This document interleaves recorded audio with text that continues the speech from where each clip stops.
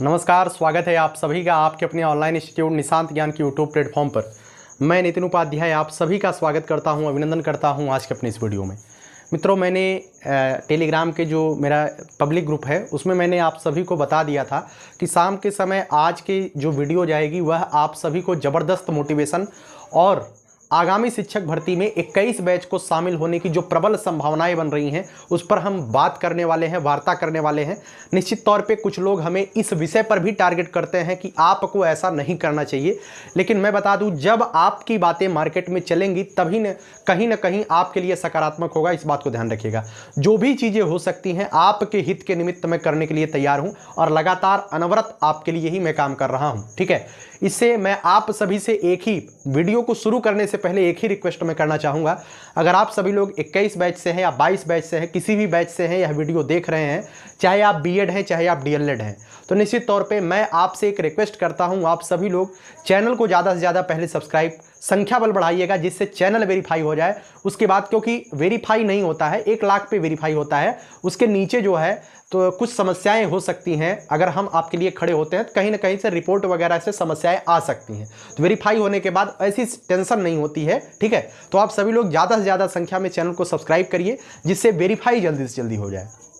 चलिए मित्रों, इस वीडियो की शुरुआत करते हैं और मैं आपको जो है इस वीडियो की शुरुआत एक लाइन से बोल करके करना चाहूँगा। एक लाइन यही है हमारी जो आज हमें अच्छी लगी। क्या हुआ विजय ना वरण किया, क्षमता भर अपनी लड़ा हूं मैं। चलिए मैं आज की वीडियो की शुरुआत करता हूं। सबसे बड़ी बात ये बताता हूं आप सभी को, जो आप लोग बात करते हैं कि शिक्षा सेवा चयन आयोग जो वर्तमान में 21 बैच के बच्चों के अंदर सबसे बड़ी यही रणनीति है कि भैया मुख्यमंत्री जी ने संज्ञान ले लिया है, क्या 3-4 दिन में शिक्षा सेवा चयन आयोग का गठन हो जाएगा। तो मैं आपको बता दूं इतने जल्दी शिक्षा सेवा चयन आयोग का गठन नहीं होने वाला है। ठीक है, माननीय मुख्यमंत्री जी ने संज्ञान लिया है तो आप सभी लोग देख रहे हैं कि कितने जल्दी काम हो रहे हैं। तो अगर माननीय मुख्यमंत्री जी ने निर्देश दिया है तो निश्चित तौर पे गठन तो होने वाला है, लेकिन गठन इतने जल्दी होगा जितने जल्दी आप सोच रहे हैं, या जितने जल्दी जो बैच बेचर होते हैं, मैं बैच सेलर कहता हूं उन्हें, जो कहते हैं कि अगले महीने हो जाएगी और अगस्त में वैकेंसी आ जाएगी, इतने जल्दी कल्याण नहीं होने वाला है। रियलिटी में बता रहा हूं। आप सभी के शिक्षा सेवा चयन आयोग के गठन के लिए निश्चित तौर पे बजट वगैरह भी शायद पास हो चुका है, लेकिन अभी तक जो है शिक्षा सेवा चयन आयोग के लिए इतने बजट का आवंटन कैबिनेट के मुहर से हुआ, ऐसी बातें निकल करके पृष्ठ या पीडीएफ या जिसे कहे ऑफिशियल तरीके से बाहर नहीं आई हैं, लेकिन शिक्षा पर इतना पैसा खर्चा किया जा रहा है वो बातें निकल करके आई हैं। और कहीं ना कहीं जब 2 दिन पहले शिक्षा सेवा चयन आयोग की बात हुई है और उसके बाद जस्ट लोक भवन में कैबिनेट की मीटिंग हुई है और उसमें जो है यह बात कही गई है कि इतने बजट जो है शिक्षा पर खर्चा किया जा रहा है, तो निश्चित तौर पे हमें यह अंदाजा लगा सकते हैं जो शिक्षा पर खर्चा करने की बात हुई है वह शिक्षा सेवा चयन आयोग को लेकर के ही बातचीत हुई होगी। तो निश्चित तौर पे शिक्षा सेवा चयन आयोग को लेकर के हम मोटा यह कह सकते हैं कि बजट आवंटन जो है कैबिनेट के द्वारा कर दिया गया है और इसके निर्माण की जो दिशा निर्देश है वो पूरी तरीके से जारी कर दिए गए हैं। और जितने जल्दी से जल्दी यह शिक्षा सेवा चयन आयोग बनेगा उतने ही जल्दी निश्चित तौर पर मैं एक बात आपको बता दूं, अभी सरकार के किसी भी नुमाइंदे, चाहे वह सरकार का कोई सरकारी अफसर हो, चाहे वह सरकार के अधीन कोई कैबिनेट मंत्री हो या माननीय मुख्यमंत्री जी खुद हो, अभी नई शिक्षक भर्ती पर किसी ने बात नहीं किया है। शिक्षा सेवा चयन आयोग की बात हुई है और शिक्षा सेवा चयन आयोग की बात करने के नीचे उन्होंने कहा है शिक्षा सेवा चयन आयोग के गठन होने से क्या होगा, यूपी टेट जो है समयबद्ध तरीके से कराया जाएगा। अभी शिक्षक भर्ती की कहीं बातचीत नहीं हुई है। तो मैं आपको बता दूं शिक्षा सेवा चयन आयोग का गठन कब तक हो जाएगा, तो निश्चित तौर पे हम कितनों जल्दी कहें तो जून तक चला जाएगा। ठीक है, ये हो सकता है हमारी बात गलत भी हो जाए, लेकिन आप मान के चलो जून तक, लास्ट जून तक जा सकता है शिक्षा सेवा चयन आयोग का गठन। हो सकता है जून में ही आपको देखने को मिल जाए। ठीक है, गठन हो चुका आयोग का। और उसके बाद मैं बता दूं शिक्षा सेवा चयन आयोग के बाद ही आपके यूपी टेट का नोटिफिकेशन आएगा। तो शिक्षा सेवा चयन आयोग के गठन का पहला काम यही होगा, जो मेरा मानना है, यूपी टेट कराना, क्योंकि पिछली बार यूपी टेट नहीं हुआ है और अभी भी जो 2017 बैच, 18 बैच, 19 बैच के जो अभ्यर्थी हो लगातार दबाव बना रहे हैं शिक्षक भर्ती के लिए, तो उन्हें जो है कहीं ना कहीं मैं डायरेक्टली नहीं बोलूंगा, कहीं ना कहीं उन्हें एक मौका देने के लिए यूपी टेट का आयोजन करवाया जाएगा। तो यूपी टेट पहला काम होगा शिक्षा सेवा चयन आयोग का, और वो कब तक हो सकता है तो मैं बता दूं, इसकी जो नोटिफिकेशन अगर जून तक शिक्षा सेवा चयन आयोग बन जाता है तो अगस्त मतलब जुलाई लास्ट तक जो है आप इसका नोटिफिकेशन देख सकते हैं। ठीक है, जुलाई लास्ट तक आप इसका नोटिफिकेशन देख सकते हैं। और इसकी परीक्षा कब तक हो सकती है, इसकी परीक्षा जो है कितनों जल्दी कराएंगे, ठीक है, कितनों जल्दी कराएंगे तो सितंबर लास्ट हो जाएगा, उसके पहले परीक्षा नहीं होने वाली है। ठीक है, एग्जाम जो है सितंबर लास्ट हो सकता है यूपी टेट का। ठीक है, तो मेरा यह मानना है, बाकी जो होगा वह भविष्य के गर्भ में है, उस पर कोई टिप्पणी नहीं कर सकते हैं। ठीक है, आगे बात करते हैं, टेट के बाद क्या आगामी शिक्षक भर्ती आएगी या नहीं आएगी। अब हम इस पर क्या बोलें, देखिए टेट के बाद ही शिक्षक भर्ती आएगी, आप सभी लोग जानते हैं, ये उत्तर प्रदेश का हर एक अभ्यर्थी जानता है कि यूपी टेट के बाद ही शिक्षक भर्ती आ सकती है, उसके पहले कोई संभावना नहीं है।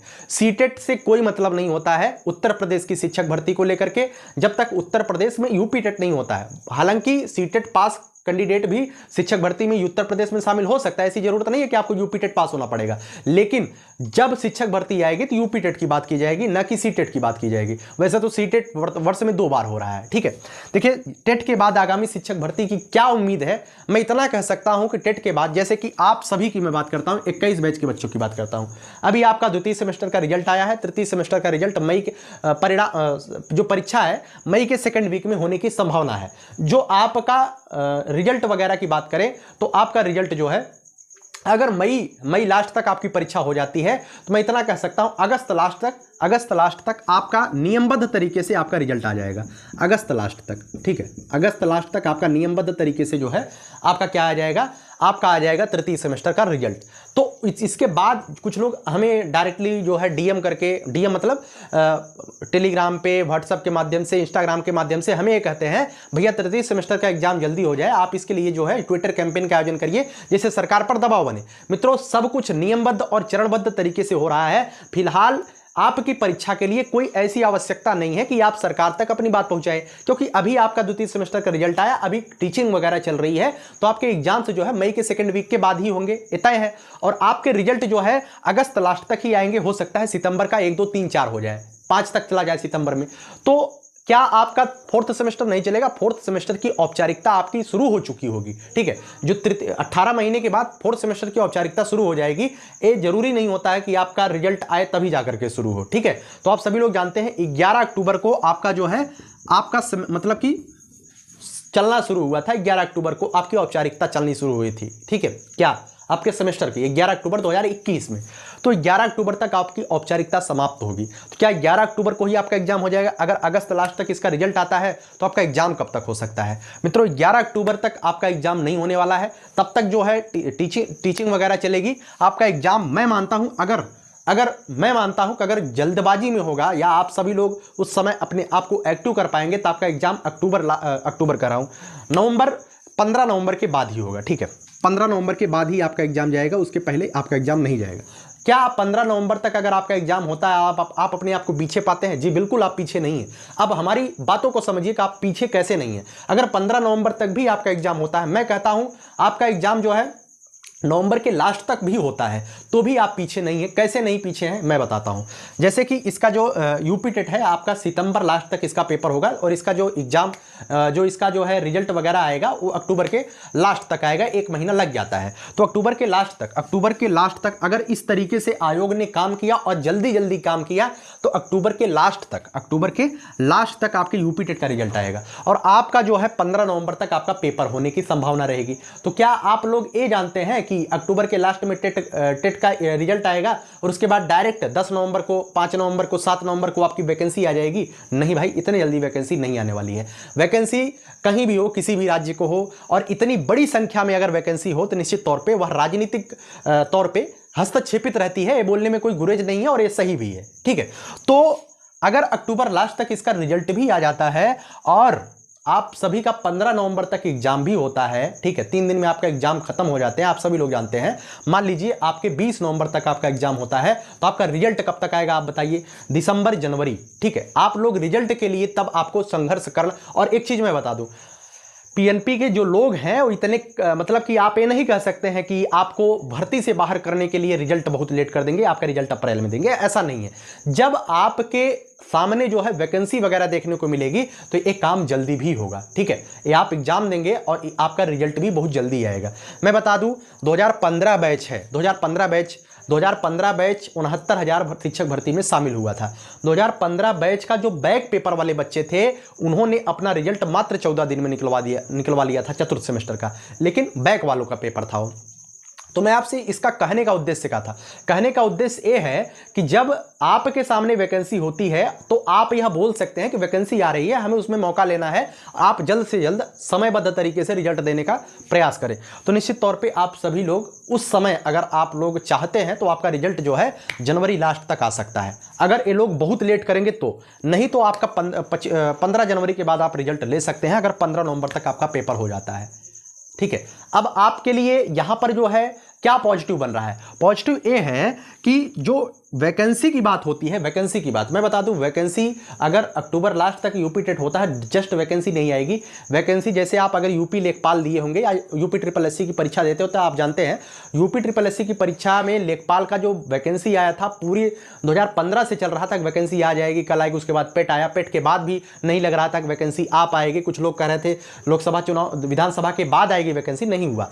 उन्हें वैकेंसी देनी थी, पूरी तरीके से मूड था, ठीक है। तो अगर सरकार चाहेगी वैकेंसी देना और मूड रहेगा तो आचार संहिता से जस्ट पहले वैकेंसी आने वाली है।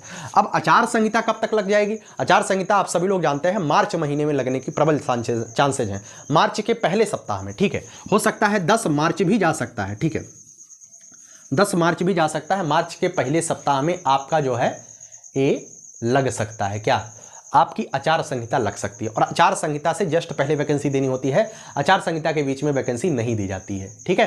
तो आचार संहिता से पहले आपका वैकेंसी देने का पूरा प्लान रहेगा। जो मेरा विश्वास है, जो मेरा सोच है, तब तक अगर पिछले जो बैच के आपके सीनियर साथी हैं वो जो है अपनी बातों को सरकार तक रखने में समर्थ होते हैं, और कहीं ना कहीं यार इतनी बड़ी संख्या में लोग हैं तो निश्चित तौर पे एक बड़ा चुनाव है और उत्तर प्रदेश का एक विशेष जो है स्थान है केंद्र सरकार में, 80 लोकसभा सीटें हैं। तो कहीं ना कहीं एक उत्तर प्रदेश की सरकार भी केंद्र की सरकार को कहीं ना कहीं फ़ायदा दिलाने के लिए जो प्रोपगेंडा है शिक्षक भर्ती वाला, जो 51,000 शिक्षक भर्ती आज 5 सालों से पेंडिंग है, कहीं ना कहीं आपको आचार संहिता से पहले देखने को मिलेगी और आपका रिजल्ट तब तक आ चुका होगा। इस बात को ध्यान रखिएगा, ठीक है। और इसकी एग्ज़ाम जो है, कुछ लोग कहते हैं कि इसका एग्ज़ाम हो जाएगा, तो निश्चित तौर पर इसके एग्ज़ाम अगर आचार संहिता से कुछ दिन पहले वैकेंसी आती है, इसके एग्ज़ाम तुरंत, कुछ लोग हमें एक लोग राय दे रहे थे कि भैया 30-40 दिन में पेपर करवा लेते हैं। सुपर टेट का 69,000 पेपर ऐसे हुआ था, लेकिन उस समय चीज़ें अलग थी, इस समय चीज़ें अलग हो रही हैं। इतने जल्दी पेपर होने की चांसेज नहीं है, क्योंकि उस समय एक माहौल था। माहौल क्या था कि 1,37,500 शिक्षा मित्रों को वापस बाहर किया गया था, तो 68,500 एक बार लाया गया, और उसके बाद उन्होंने कमिटमेंट किया था कि हम 69,000 2 वैकेंसी लगातार देंगे और उसमें शिक्षा मित्रों को मौका देंगे। वो कमिटमेंट था, उसे पूरा करना था 2019 से पहले। इस वजह से धड़ाधड़ वैकेंसी आई, लेकिन अभी फिलहाल ऐसा कोई कमिटमेंट नहीं, सरकार चाहे नहीं, सरकार कहीं पर जो है बात ही नहीं किया है शिक्षक भर्ती की, तो ऐसा कमिटमेंट नहीं है अभी, ठीक है। ये उनके ऊपर है कि वैकेंसी देंगे। वो तो हमेशा कह रहे हैं कि हमारी अनुपात समानुपात बराबर है, हमें कोई आवश्यकता नहीं है अभी शिक्षक की, ठीक है। लेकिन चीज़ें आप सभी लोग जानते हैं, एक कब अनुपात समानुपात बिगड़ जाए कोई कुछ कह नहीं सकता है, ठीक है। तो आप सभी लोगों के लिए वैकेंसी की यही चांसेज है कि आचार संहिता से पहले आएगी, और तब तक 21 बैच पूरी तरीके से मेरा मानना है कंप्लीट हो चुका होगा, आपका रिजल्ट आपके हाथ में होगा, ठीक है।